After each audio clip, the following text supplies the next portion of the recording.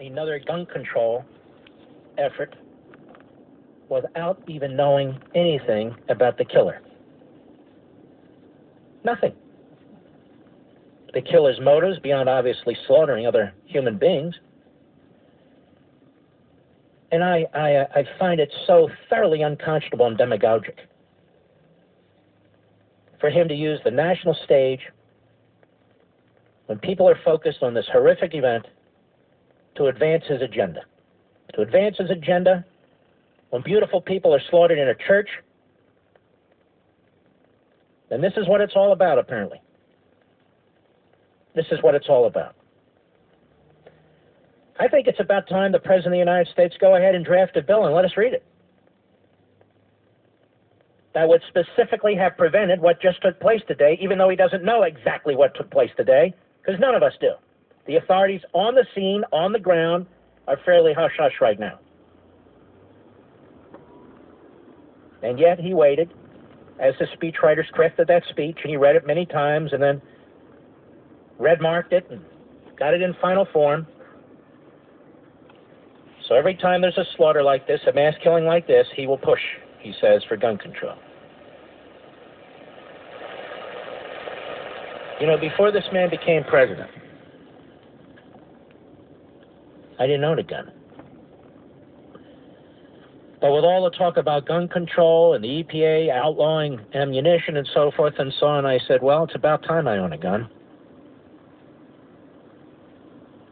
This government's capable of anything under this president. So now I own 5. Now I own 5, and I'm proficient with all of them. And I'm not a hunter. And I have a problem with hunters, but that's not why I own them. I don't own them for sport. I own them to protect myself and my family and my property. So exactly what law would the federal government put in place? Exactly what law? Doesn't Oregon, a very liberal state, don't they have gun control laws out there?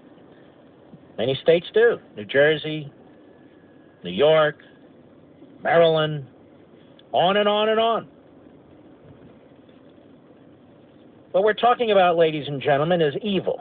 There are evil people in this world. Very, very evil people. And Obama will go to the microphone and he'll go through his talking points, as he did today without all the facts, but he will never go to the microphone and talk about the 15, 16, 17,000 people who are murdered every day. Every year, I should say, every year. And break it down as to who's killing whom. He'll never talk about gang violence. Has he held a White House seminar on MS-13 and other gangs made up of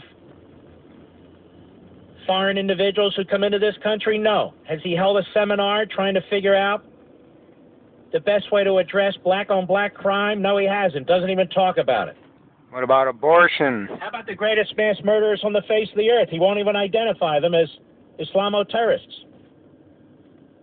But in America, the Second Amendment is a problem. It's America. It's Congress. It's Republicans. It's the NRA.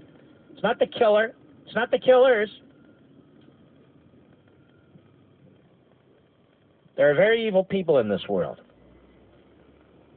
And if they want to do grave damage, they will. Imagine if somebody walks into a classroom with a bomb that looks like a clock, with wires hanging out of it. But imagine if somebody says, no, what's this? And they take that person into custody. Turns out it wasn't a bomb,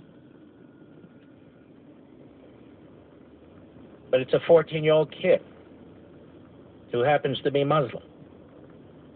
What if it had been a bomb? I'm not saying this kid was bringing a bomb in.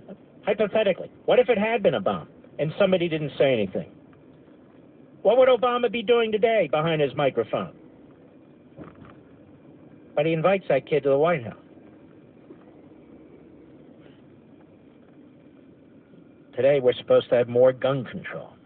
It is so terrible. Being behind this microphone every day, knowing when something horrific like this happens, some nut job slaughters a